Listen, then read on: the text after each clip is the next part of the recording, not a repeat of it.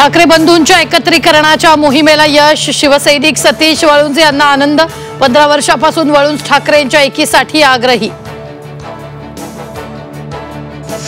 विधिमंडळाच्या इंग्रजी कामकाज पत्रिकेवर सुधीर मुनगंटीवारांचा आक्षेप। मराठी भाषेला अभिजात भाषेचा दर्जा असताना कामकाज पत्रिकेत इंग्रजी का?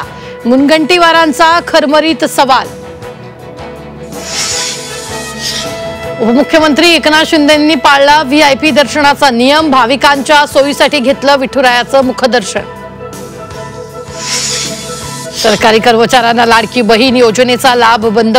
2289 सरकारी कर्मचाऱ्यांनी घेतला योजनेचा लाभ। महिला आणि बालविकास मंत्री आदित्य तटकरे यांची माहिती।